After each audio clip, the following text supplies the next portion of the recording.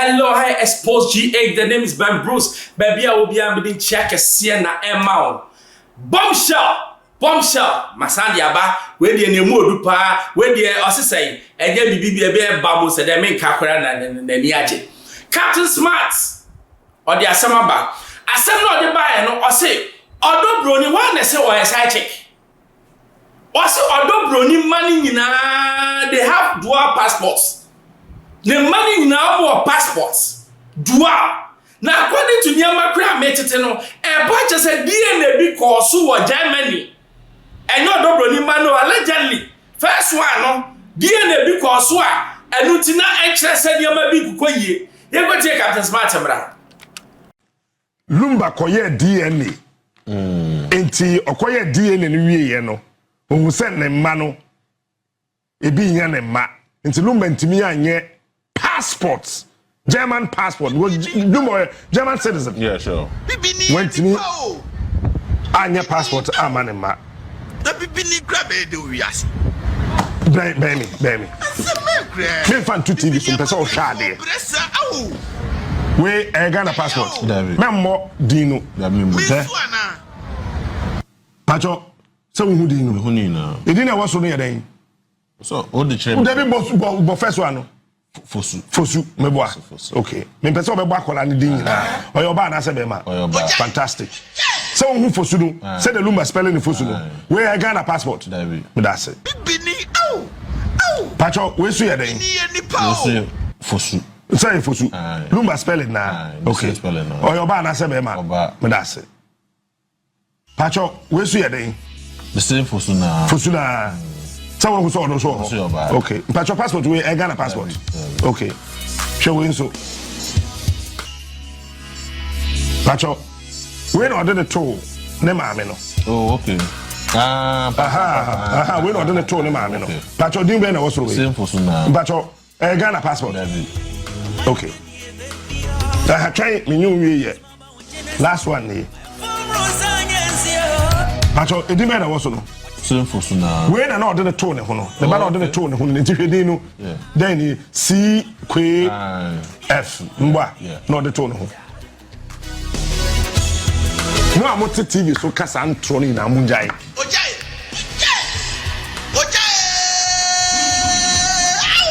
I will not go that low with you guys to publish Ubima passport. So we use German passport. It's a lie. Look my money now ne broni wodi no bia German passport. Date ni na so. Date ni na so.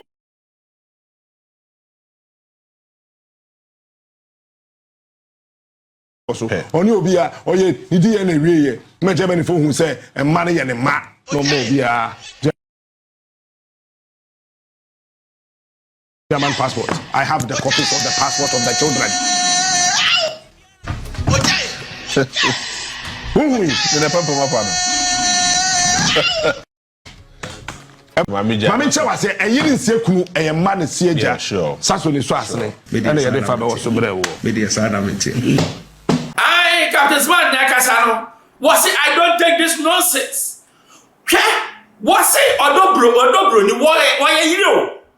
Was it wo ye because onene na wo ye owo ye wie no ote abusuam Lumba abusuam omunim no yes, unim Lumba bia no or the odobroni na kwa bia ni outside travels hospital hefa or no odobroni enti kami po say na se yapo na ekofo hu se akosua se wa bi o ba bi o odobroni ni the officially no ono ni sabe Lumba twetwo mutwa sabe ono nenam. That is according to reports. Now we share mremo so dia akosia se wa wale no wo mrema sabe ye twa mra dia nim na wo twa mra dia nim na wo ko ye fie dia no na say na wo dwen se baba Lumba too is smart according to reports are made no akosia se wa no wo ko ji loan bi ma Lumba e wa brochire enti Lumba ba down na loan won tua e enti according to sources no akosia se wa na o tuatua loan na to na wa o ye adwuma o hwa akosia se wa nyi kakra enti won o tuatua loan na to na Enti wo pese wo ye right no, wo ye widowhood right no to me nya bibi. Now one person will make a statement on UTV, Ola Williams. Fantastic submission. You put in my bar ever to us. Yet Daddy Lumba nyom several years. And you only be oha obeti se obo oba sewa ana maame sewa dinwo. E kan nyom ba ko fache odo fache. Beti se obo maame sewa dinwo. Eno nan chance no empress. Se wo kan Daddy Lumba bakosem baby o share ne nyom ase free album onin na na champo record ni story ni nyina no behu maame sewa edin wo ba meka sewa na wo se meye very specific one say oba broni so e de sewa broni na no I just want to be sure also the sewa I don't know so let's just say maame akosia Germany ena odobroni Ghana now Daddy etoye before abusia say official mu benya nkaibọ se o mu de hia to no me kai say media for bi ni papa abusia panyi kodi nkomo ama abusia panyi na nanum to a videos ni wa around o ka say didi kan no oba na wate say won ne de hia na ti no ana de hye no wuto no naso no omfa na busuafo me bo na mane nti on de wa soma se yenko na yenko nkohwe se ewu asem na wate na ne kra emho no ka se video na ebe ne kra no ompene so ne ade bate ye echi ni nkomodi osan de ba ne se osoma ni nuanom ne na busua bi ko fie ho no non ko pese no oba broni ekasa of phone so ba oba no kra ne na ankasa we abusua panyini asemo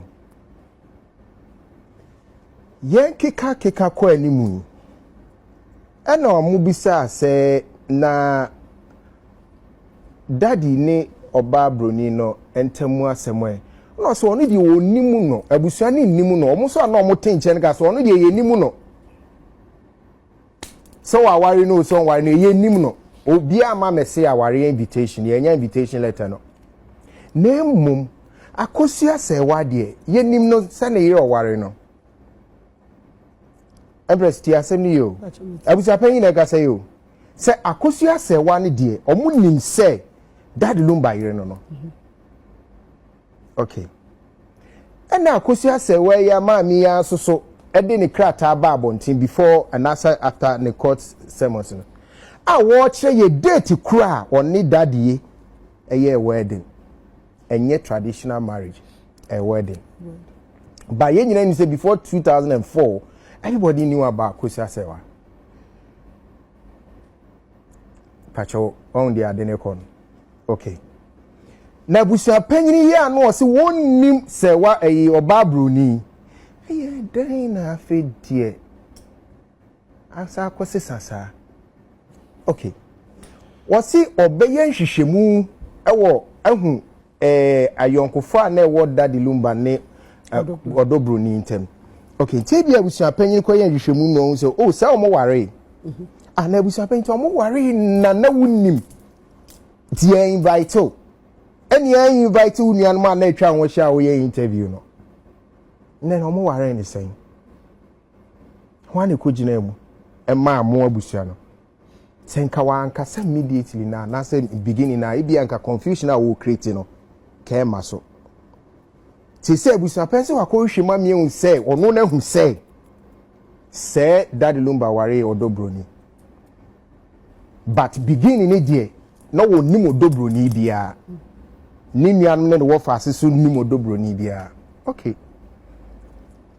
say won say Daddy ware odobroni na busia panyini ya so asaba beto abonten say akosia Sewa ne kwa no de omo nsa bre wo mo da ben ye ben venue he hwan age nsa no every say one a woka so no de wonim say ne yire no no it e ben na wokotena say ye retrospective memory recapturing and I say oh so ba no kwa wo de sabai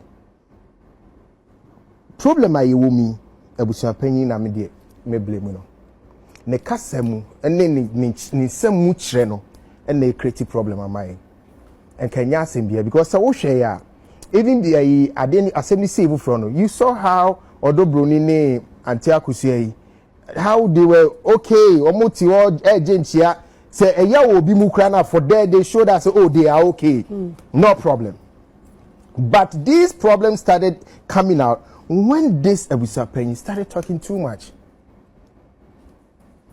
ye koyenim yes ye ba be ye tie te committee obia odobroni fa nkrofo ba akusua se wa fa nkrofo ba obia de ne nkrofo aba eye de na kopin se afede se akusua se wa nye kuna de ne siye odobroni oso mo mienu na na be ye chobo let na ba ne che se o ware under ordinance awo Germany letter no iti letter no kire say oye akusua se wa na ye yere se me ware under ordinance of Ghana ha na me kwaye me nkrata de atukwanya se me yitukwan se me wo oba we ka ho ase oba bi ama ware na si kra me ntimi fa na nim nkokire to nimza oye mpena ebi amaye no ho ade asi but still oye mpena emra ne hu ni se me yere no because me ye ordinance yere ba akopɛ nitimi nya bi nka ho eti the same rana na wo Germany ni so eye one man one wife ubetimi akofa side check wasema but emra ne recognize just one person and I think say America for crowns from rana it's almost like that amu nyina monogamous ye na ye ma room for polygamous marriages but opa then you go to the monogamous which is the ordinance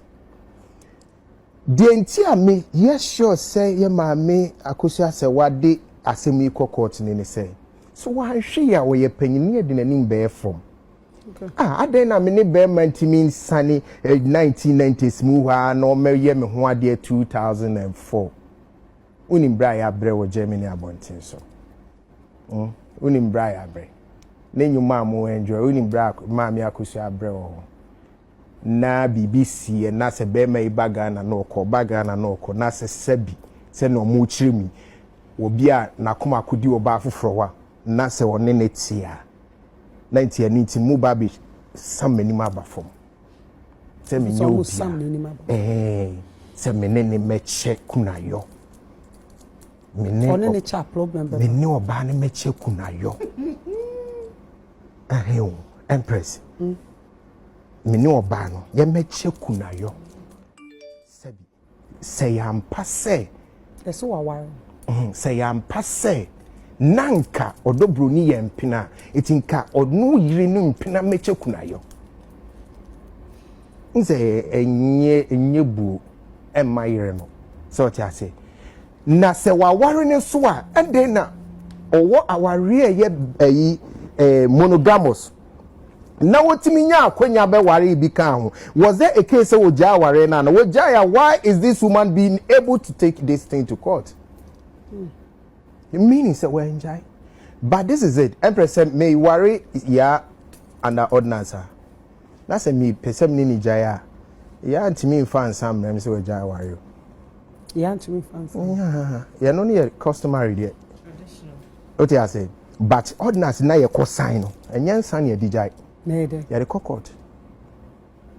court now udi ne mra de ware no hwa na abekọ se ba bia chichira abo hwa ne sane no na court no ehwe agye atum asane am oba no certificate of divorce mumien a ekire se woki moja ware until then you are married and sane nkus ensa ware nti ebia no na me wofa abusuan panyini ebia so woti se bibi se sia ebia no onim mra side ne se da bi o oma ware no nye kokoko bi ne ye boy ne ye den san ba bi gu aware no ye ko ne mramu nti emfa san wu sa ware no nanka ni papa mu ni afre ma me akosia oba akosia de asie ni o e ma ye ma owurachi enye tantantan woni odobroni wo mma wo de ye mfa ntonche so wo ware no so anware no ne no wo mma to oba woni unu abai monka mum na wo de ebeye ama ne enyina wachi na wo de ubeye o right na obi ehun sa wo na ye yire no but to the manindi land mu bi atrede no mane fa bi mekire Empress asembi enu de sika kan o kasa o but se ekogina baabi ne agini nsuo na ni ti se galamsey water ne ba be gina baabi kasa na hwan ko gini nsuo na ni then we are creating problems for ourselves. My many court sermons is all about she wants to make sure say court declare say or no full stop. The kika ni nyina de friends give me say the court or per se court share na ye nyina ye te ase na prophet kumchacha so di tu say eye me akosia se wafusu me na me ye yire na the Ghana for ekeka se bi oni ni jani nyina no ye be kele ni nyina. That's what she's looking for. But I'm even sure that if say same way se court timi tena so tem na court case okay yeah one na yire na say say man nye kuna kura she will be okay. Really? I'm even sure. I'm even sure. Say just so you bet me establishing the fact so say way energy she be say na do anafe you do Japade side na ehona yire so etumi bebem. They are not the yanko. But me kind of someone's I'm sitting now. I'm seeing say the most important thing out of it is because she wants that thing to be done and to be cleared. Say, or no ne daddy Lumba. I am in your cano. Was it assembly no a adobro? Asamo bo ni nyinaka ina adobro. Na wiase no wo a wo hwem bia nyameka akosine say emra ewo ho. E na sabe ye fa emotions. Enya de amraye enti wo a wo hwa me sa wo tutu wachi ye enye sa na wo be kono se ya ni atwumumome se fridge no muso actually that Lumba dem wo pa ba bi akoda muso mu gina ho na mo de injunction e na ato ne fundu aso a ye hu ni oye ba ni nyinam ye sese nyame ebe ma akomatoyem na sabe okunafo mienu ene abusuya pani ni nyina wo mo atimi anyanyansa na yetimi ayese ne yese ne ye legend akoto ba bia ss Xposed. The name is Ben Bro. Subscribe, share, but it too man now Zaka be manuasi.